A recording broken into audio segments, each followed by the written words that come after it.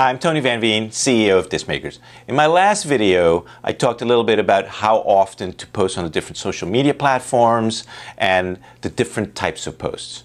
If you haven't seen that video, there's a link in the description underneath this video. Today I want to talk about how to create engaging content on social media that will make your followers and your fans want to interact with you by liking, by commenting, etc. There generally are two reasons why you want to post content on social media. The first is general mindshare retention and engagement. So it's basically reminding people, hey, I'm still out here, I'm still doing stuff, and to get them to know you better so that people will want to engage me. It's just kind of general mindshare. The second one is selling something. And certainly if you have an album, a t-shirt, concert tickets to sell, that is part of it. But selling doesn't have to mean money necessarily. You can send people to your Spotify page, which feels free, certainly if they're a Spotify subscriber. You can send them to a sign-up page for a newsletter, which is free. But you're still effectively selling them. You want them to do something. So what kind of content will create engagement from your followers? It's pretty simple if you use common sense. Think about yourself as a consumer of social media. When you're scrolling through a feed, what are the kinds of posts that make you stop, that make you click like, that make you comment? Do more of those. And what are the kinds of posts that you just flat out ignore, are disinterested in, or that actually annoy you? Stop doing those kinds of posts. Very simple. But there are some rules, some general guidelines for how to create compelling social content. First one is make it personal. Remember, if you're an artist, people want to know more about you. So personal stories, letting them in on who you are is really compelling to the average fan. Second, make it interesting. If it's not personal, certainly an interesting post will drive engagement. For example, frequently on my Facebook profile, I will post shots from the Discmakers factory. They're not necessarily personal, but they're interesting, especially to all the artists who follow me. Thirdly, you can try making it controversial. Now, making it controversial can drive lots of engagement, but you may not always like the kind of comments and feedback that you get. And if you're too over the top, you may get unsubscribes as well. And last, but certainly not least, make it funny. People love a little bit of levity, and in our case with Discmakers, some of the posts that we find that get the most likes are memes. When we repost memes, man, people love themselves a meme.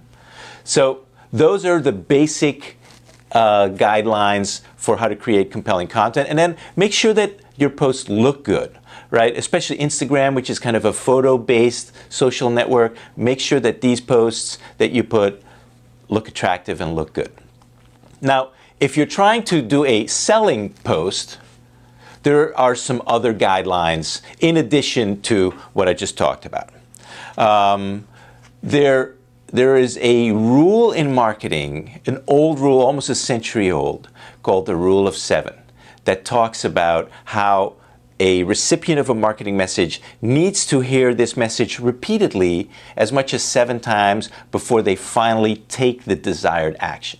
So the first message here to you is make sure that you repeat your posts. Whatever you want your followers to do, let them know multiple times, as much as 7 times, or sometimes even more. So, for example, let's say you have a new album out. You want to send people to your Bandcamp page. What do? You have to let people know, go to my Bandcamp page.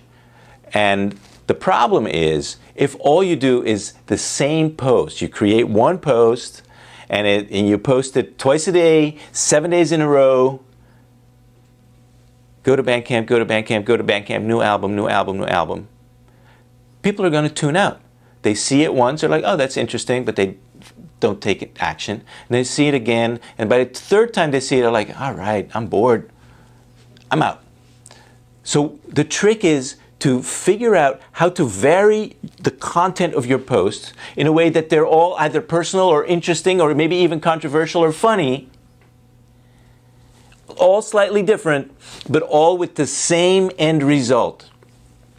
What we call in marketing speak a call to action, where you tell them what to do, which in our example is get my album on my Bandcamp page. Click here. So, how could you do that? It just takes a little bit of imagination. When you order your CDs from disc makers, you get a screen that has the proof of your album cover. Take a screenshot of that and post it about how excited you are that your album's coming out soon. Then, take a picture of you picking up cartons of discs at the disc maker's loading dock, or the UPS truck delivering them, or opening the carton. Picture of you autographing at your merch table, in the rehearsal space, in the recording studio. Different imagery, maybe even video talking about with your bandmates about how excited you are about your new album that just came out. Different imagery, different videos. The comments even underneath, or the descriptions, can be different or should be different, but the call to action, buy my album on Bandcamp, should be the same or should drive them to that Bandcamp page every time. So whether it's Bandcamp or Spotify or free newsletter sign up, whatever you want them to do, that should be the same while you vary the content of the posts. One other thing, little pet peeve of mine, I hate it when I follow an artist on Facebook, on Instagram, and on Twitter, and I get the same content 3 times in a row. So vary your content by platform, basically, and tailor it to kind of the most appropriate format of post for the platform that you're posting to. I hope you found this helpful.